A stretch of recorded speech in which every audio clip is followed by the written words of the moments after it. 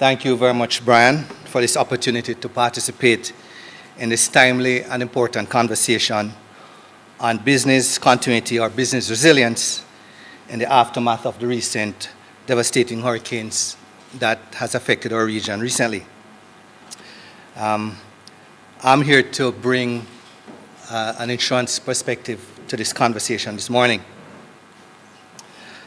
Interestingly, ladies and gentlemen, exactly 7 years ago, almost to the day on November 30th, 2010, I was invited to be the guest speaker at your 126th annual general meeting.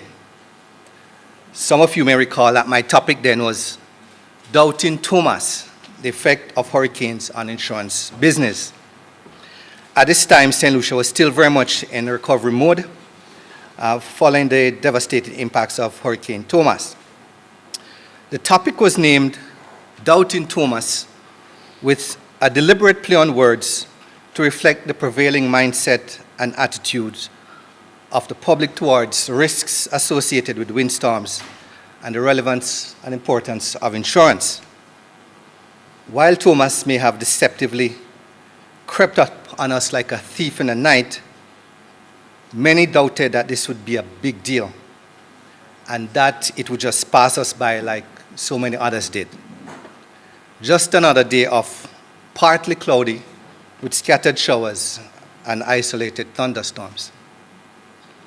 Well, as we all sadly recall, Thomas was totally and completely cloudy, scattered with deaths and island-wide destruction.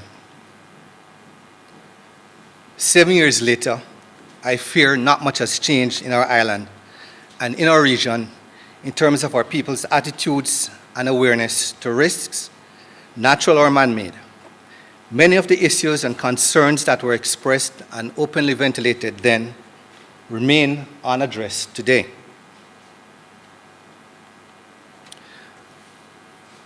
The recent destruction that was unleashed on our neighboring islands a few weeks ago was a grim reminder to every one of us of the furious nature of natural perils such as windstorms, sea waves, and flooding.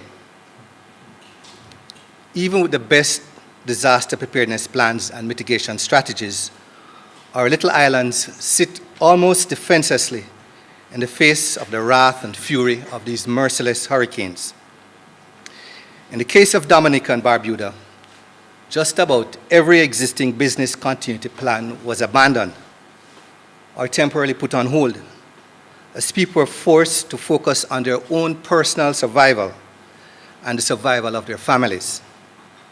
In the face of desperation and hopelessness, survival instincts are what naturally kick in. Everything else, including business continuity plans, can and will wait. As Dominica attempts now to rebuild their island from the effects of Hurricane Maria, its population of approximately 71,000 face major financial challenges in covering the cost to rebuild their homes and their businesses. The livelihoods of many people have been shattered. Reports from Dominica reveal that over 90% of the people who had insurance on their homes had absolutely no insurance on their household contents. Similarly, over 90% of those who did have insurance, both businesses and private individuals, they were in many cases grossly underinsured, and that's a problem that's throughout this entire region, and I'll talk a little bit more about that. Approximately 90% of structures on the island were badly damaged or destroyed, according to government officials.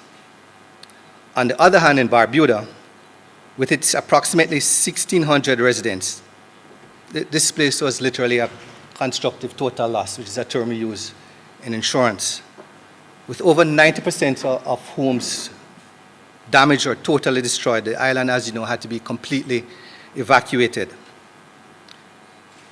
This is the reality of the new level of threat our people and our region face, given the nature of our geographic and economic vulnerability to natural disasters. We live in a relatively small geographical space that is naturally prone to hurricanes, earthquakes, flooding, volcanic eruptions, sea waves, and coastal erosion. We struggle to survive in very delicate economies that are extremely sensitive even to mild external shocks, and we are severely handicapped in our ability or capacity to adapt to any disruption. Now, I'm not suggesting here that we face an existential threat at this time, but most disturbing is the thought that this current period of our existence seemingly represents the front end of a new era of climate change and extreme weather activity in particular. Disturbing is the thought that this is the beginning of some very turbulent years ahead in terms of extreme weather. The leading scientists in this field agree that climate change is driving the adverse weather patterns we've been experiencing in our region. On a global scale, climate change is characterized by rising sea temperatures, rising sea levels, more frequent wildfires, an increase in the frequency and intensity of tropical storms, longer periods of drought, the shrinking of glaciers, the loss of sea ice, and more intense heat waves, just to name a few. All these and more are active climatic phenomena happening right now. They are real, they are connected in various ways, and collectively, they present serious social, economic, and political challenges for countries and their economies all around the world.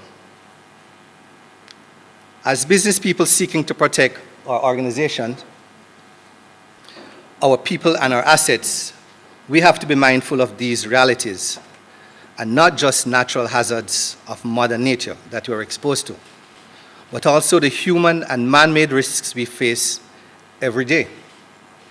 These include risks of fire, explosion, cybercrime, white-collar crime, violent crime, legal fines and penalties for non-compliance with statute, money laundering, errors and omissions, and of course, terrorism. Interestingly, Mrs. Inga Beale, who is the Chief Executive Officer of Lloyd's of London, stated last year that man-made risks such as terrorism and cyber attacks had become bigger threats than natural disasters such as hurricanes and earthquakes. We can see, therefore, that there's a wide scope of risk scenarios we need to consider when formulating a resiliency strategy for our companies. This brings us back to the central issue of what we're discussing this morning, which is rethinking business continuity and disaster preparedness in the aftermath of the recent hurricanes. Business continuity is simply about having a plan of action to deal with difficult situations, such as serious accidents or disasters, so your organization can continue to function with as little disruption as possible. The aim is to be able to recover to an operational state within a relatively short period of time.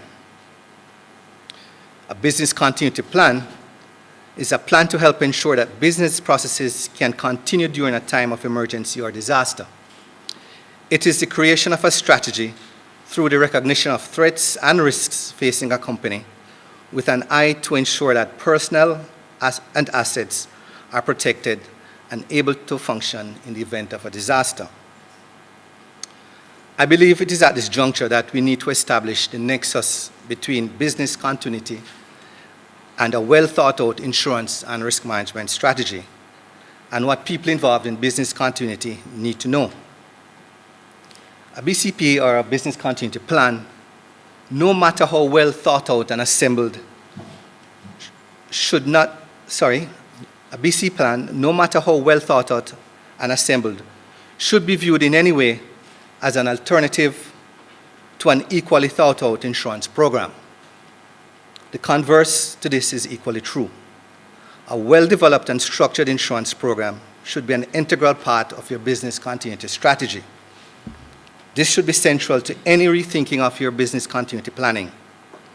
As important as your BCP may be, it will not by itself provide that crucial important financial cushion in the event of property loss or damage, or any legal liability that may be incurred because of an established negligence on the part of your company, its employees, or its agents.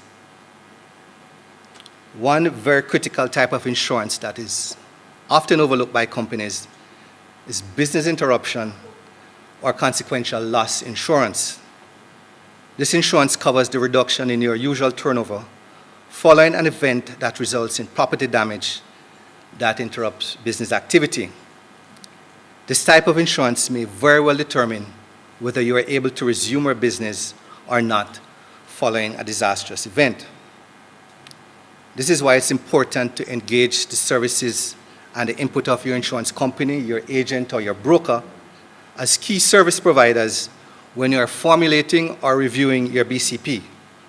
Your insurance provider should be asked to explain how your policies respond to circumstances contemplated in your business continuity plan. It makes a lot of sense to fully understand which causes of loss events can trigger, exclude, or limit coverage in an insurance policy. If there's a particular cause or loss that concerns the person responsible for the BCP and it is not covered by your insurance program, this should be raised. Recognize, however, that a gap may not necessarily be a bad thing if it is a carefully considered choice. If a particular risk is to be retained, it is important to confirm that the exposure is well within your organization's tolerance level, as unforeseen surprises after a loss event can be very costly. Business insurance concepts may be a bit off-putting for those involved in the continuity planning process. They are likely to be more concerned or focused on mitigation response and recovery efforts rather than risk transfer. It is not unusual for a BCP practitioner who is unfamiliar with insurance terminology or the legal wording of policy contracts to avoid taking responsibility for insurance matters. However, risk transfer by means of the appropriate insurance coverage remains the most cost-effective mechanism for funding, response, and mitigation efforts. The person responsible for the BCP should have a key role to play in insurance purchasing decisions, which ultimately could impact the success of response and recovery efforts. Both your insurance program and your business continuity strategy should be planned side by side and in conjunction with each other.